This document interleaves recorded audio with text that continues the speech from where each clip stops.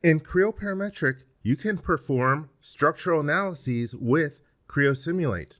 In this overview video, I will show you the complete process for analyzing a model with a static analysis. Let me introduce you to my model. I have a part model. It is a pressure vessel. There are 3 different bodies in the model. I have my main body for the pressure vessel, and then there's the carrying ring around the top, and then there's also a bunch of other different features for the regulator and inlet. Also in my model, I have created some simulation features in order to divide up some different surfaces. This part is going to be restrained by a couple of rings in the middle, and so I used the divide surface command in order to create some of those different areas in order to add constraints later. And also, to make things easier, you might be aware of datum reference features. I created a datum reference feature using seed and boundary just to select the interior surfaces so that you don't have to see me pick all 11 surfaces manually during the demonstration. And there's also a cross section in blue so you can see how thin this pressure vessel is. So starting out, before I even jump into Creo Simulate, I'm going to take away some of the features that I'm not going to analyze. I'm going to defeature the model. I've got a couple of groups of features. I will select them and then choose Suppress from the mini toolbar. I will click OK to say that I do want to get rid of those. And also, I'm not going to analyze the ring for carrying this, so let's suppress those features as well. And so that is good. I've gotten my model simpler for creating my different elements. Now let's jump into Creo Simulate. I will go to the Applications tab and then choose Simulate. And so the first thing that I'm going to do is assign a material.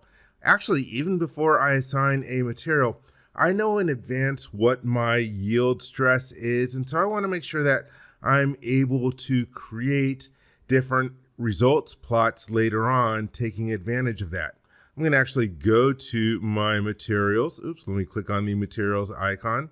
And I'm going to apply steel to this. Let me navigate to it. So here is steel, and I'm going to, let's go to the properties. And so I'm going to establish a failure criterion. This is something that I recommend. It really helps you convey the results later on. And so since this will be made out of steel, von Mises is good, takes all your different stresses and puts them all together into a way that you can easily understand. And so for the yield strength, well, I'm not familiar with this set of units. Let's change to megapascals.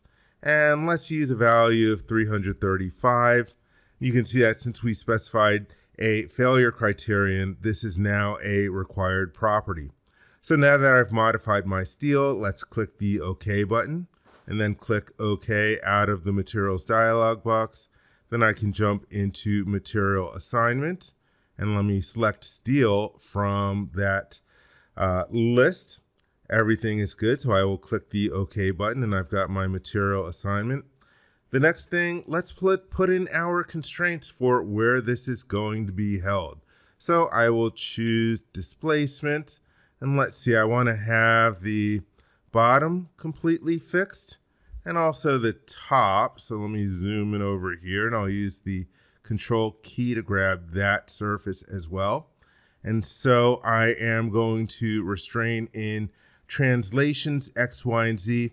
I'm not going to bother with rotations because I'm going to use solid elements in order to keep this simple. And so I won't need to bother with rotations for displacements.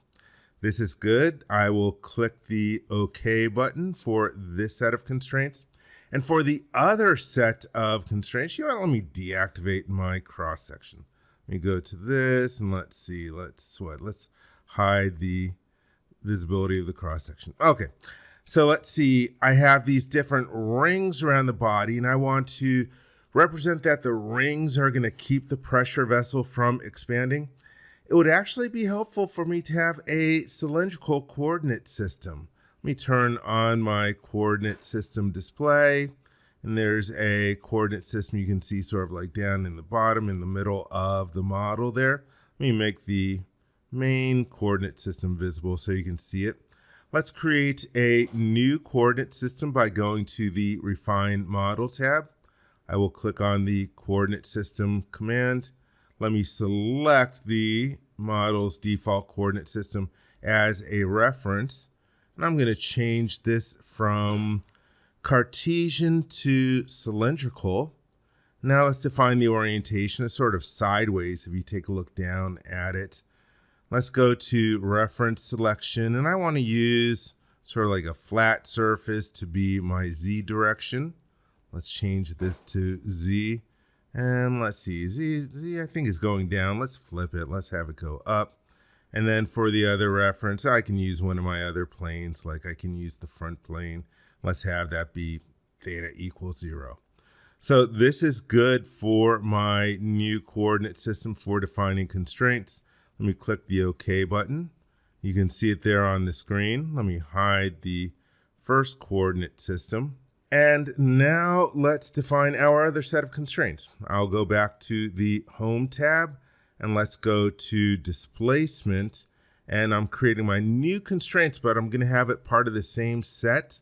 Let me change the coordinate system to use that cylindrical coordinate system. That way I have R, theta, and Z. For the references, let me select those thin surfaces where the bands are going to be, and I use the Control key to select both of them.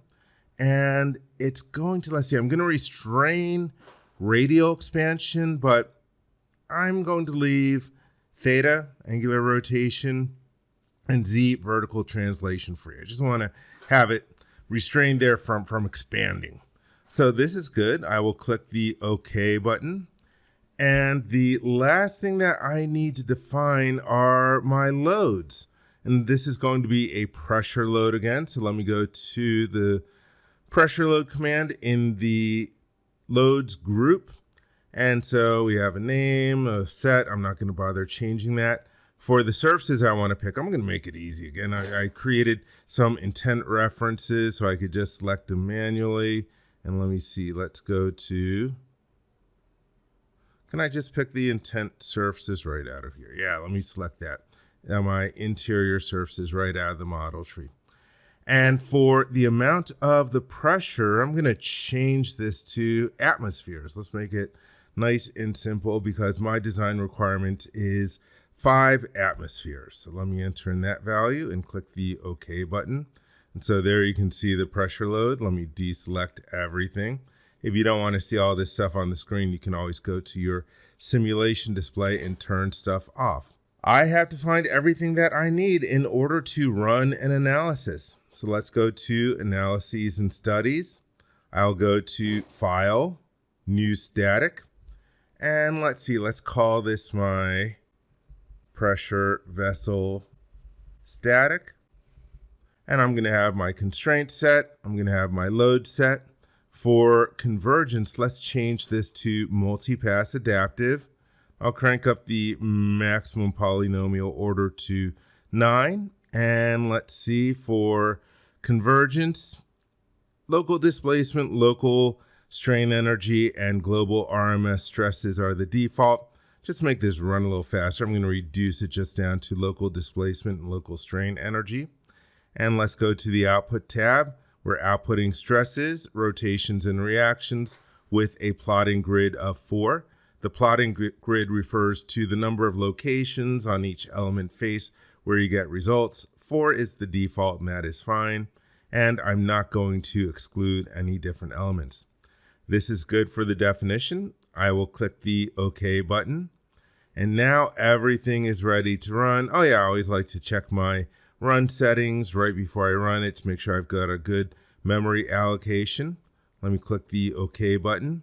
And now everything is ready. So I will hit the green flag. And yes, I want to run interactive diagnostics. And then I can display the run status. And so let's let this go for a moment. Actually, I'm just going to go and pause this because it's going to create quite a few elements because I'm using solid elements. Didn't bother to use a shell idealization, so we'll come back when this is done running. The run completed after a really long time, so that is a good indication of why you might want to use shell elements in a situation like this. But anyhow, from the run status, I can already tell that the yield condition has been exceeded. So let me close the dialog box, and from the Analyses and Design Studies dialog box, we can jump right into results mode. I will click on the icon, and now I can define a window. I won't bother with changing the name or adding a title since I'm just looking at the results. Let me first take a look at, let's actually take a look at displacement. I'll go to displacement, inches, magnitude, that's good. Let's go to display location. It'll be all. And then for display options, I like continuous tone. Let's deform it. I don't like to scale it. I just like a regular 1-to-1 to begin with. And now let's animate it. And so I can click OK and show. And here we see it. And so get a sense of what kind of results we're getting on our displacements. Let me go to the view tab. I want to stop that because otherwise it's going to give me a headache. Let me slow down. I want to stop it. Just, you know what? Let's just go back to the home tab and edit it and turn off the animation. OK and show. That way I can see it just at the peak value. So I can see where the maximum displacements are happening. I'm going to copy that window to create another one. And let's see, let's go to the quantity, and I'm going to change that to stress. Let's change it to megapascal, something I'm more familiar with. And von Mises is good. Let's go to display options. I like continuous tone. Everything else here is good. So let's click OK and show. And so I can see, oh, wow, we're getting really, really high stresses in the model. One way to convey this a little better to people, because right now we're seeing all this blue and it looks pretty good, is to change the legend. So let's jump over to the View tab, and I'm going to turn off the Spin Center. I don't want to see that. Make sure I turn it off for this window as well.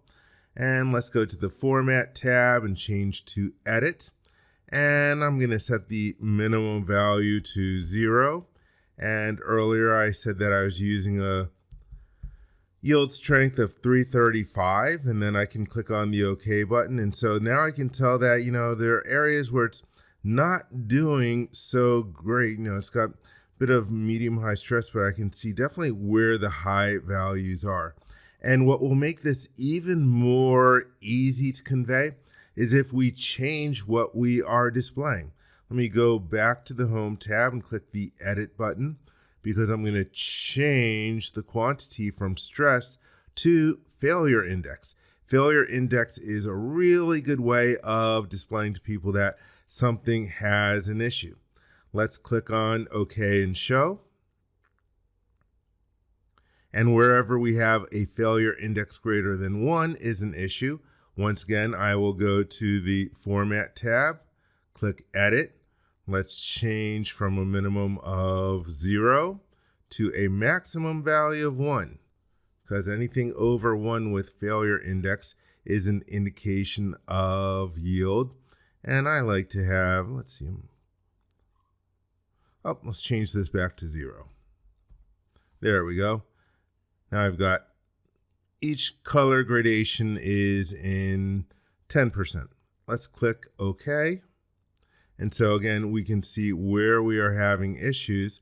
And also for this situation, since this is a pressure vessel, it will be helpful to see on the inside. Let me go to the View tab, and let's go to, where am I looking? Oh, cutting and capping surfaces. I'll click on the New button, and I want a capping surface. XY plane is going to work.